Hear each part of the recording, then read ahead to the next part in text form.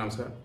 ఈరోజు ఒక IPS officer Sumathi గారు నిజంగా మనకి హ్యాట్స్ ఆఫ్ చెప్తూ ఉన్నా.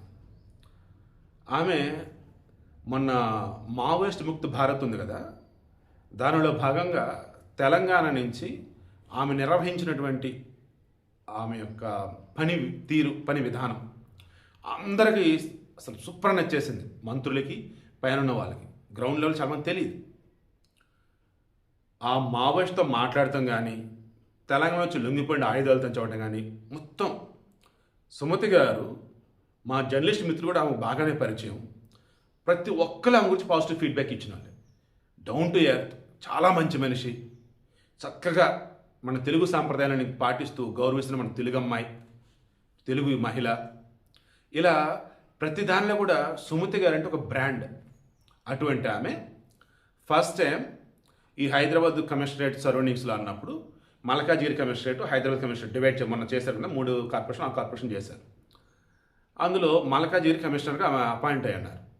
డ్యూటీలో జాయిన్ అయినటువంటి ఫస్ట్ డే మన దిల్సుఖ్ నగర్ ఉంది కదా, అక్కడ ఆ బస్ స్టాండ్ సరౌండింగ్స్లో నిన్న నైటు ఆమె కూడా ఉన్నారు. నైట్ 12:30 సినిమా థియేటర్లో వదిలిపెట్టేస్తారు. అండ్ ఓల నుంచి వచ్చిన వాళ్ళు లేటో వెళ్ళిపోతూ ఉంటారు. ఆమెకు వచ్చిన సమాచారం ఏంటంటే, ఇప్పటికీ మన హైదరాబాద్ అండ్ సరౌండింగ్స్లో ఆడవాళ్ళు స్వేచ్ఛగా బస్ స్టాండ్లో ఒంటరిగా ఉండలేకపోతున్నారు. బస్ స్టాప్లో లేట్ నైట్ అయితే ఆడపిల్లలు భయపడుతూ ఉండాల్సి వస్తుందని చెప్పేసి ఆమె దాకా వచ్చింది. సరే, నేనే చూస్తున్నాను. నిజంగా మేడం వయసు ఎంతో నాకు తెలియదు, బట్ చూస్తానికి 35 అరౌండ్ అలా ఉన్నట్టుగా ఉంటారు.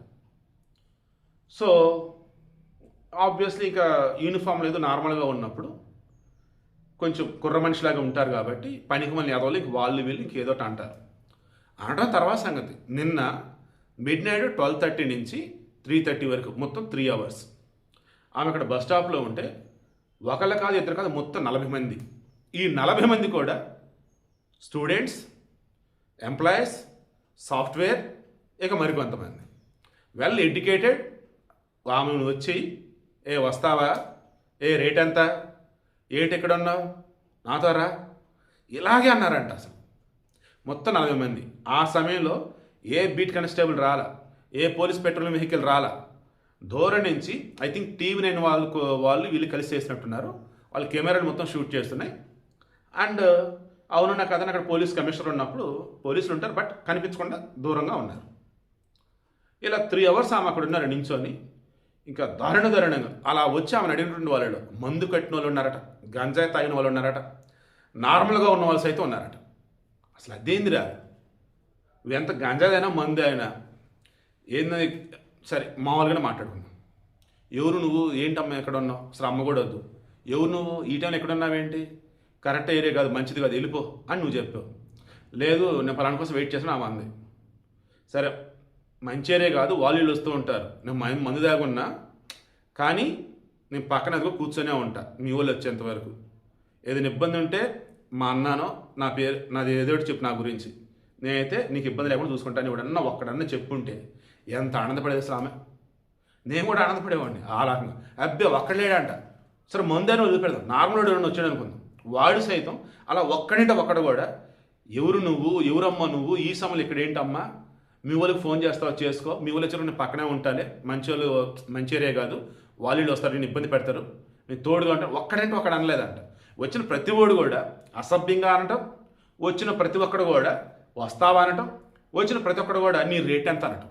అరే, ఆమె ఐపీఎస్ ఆఫీసర్ రా, కనీసం న్యూస్ చూడరా, న్యూస్ చూసిన వాళ్ళు ఆమెను గుర్తుపట్టాలి కదా. అబ్బే, మనకు న్యూస్ వద్దు, ఏ కాడికి ఈ సొల్లు గరుచుకునే ఈ బిగ్ బాసులు, ఆడవాళ్ళ డ్రెస్సుల గురించి, సినిమాల గురించి అదే కావాలి, లేదా ఐపీఎల్, లేదా ఇంక సినిమాలు, ఇవే ఇంక ఈ మొత్తం మనకొద్దు.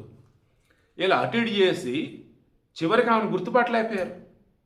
సివిల్ డ్రెస్లో ఉంది, కరెంట్ ఉంది, కనిపిస్తుంది, ఆమెను గుర్తుపట్టకపోగా మరలా ఈ వయసులో ఎక్కడ ఏమి ఉంది అంటే మనిషి కొంచెం చదువుకున్న మనసులా ఉంది, and maybe the sting operation అని చెప్పి అనుకోలే, అలా కూడా అనుకోలేదంట. ఏమనాలి అసలు మీరు, ఇంత కామంతో కటకట్లాడుతున్నారా? చివరికి ఇక 3 ఒక బీట్ కానిస్టేబుల్ వచ్చారట. చూసి గుర్తుపెట్టి సెల్యూట్ కొట్టాడు. చుట్టుపక్కల ఉన్న వాళ్ళకి షాకు. ఇంకా అప్పుడు ఒక్కసారి చుట్టుపక్కల ఉన్న పోలీసులు మొత్తం వచ్చారు, రౌండప్ చేశారు. అలా ముందు పట్టుకున్నారు. అక్కడ మొత్తం చూస్తే 40 మంది తేలారు. వాళ్ళని తీసుకెళ్ళి వాళ్ళ డీటెయిల్స్ మొత్తం తీసుకొని కౌన్సిలింగ్ ఇచ్చి పంపించారు. కౌన్సిలింగ్ ఇవ్వడం లోపల వేయాల్సిందే అసలు.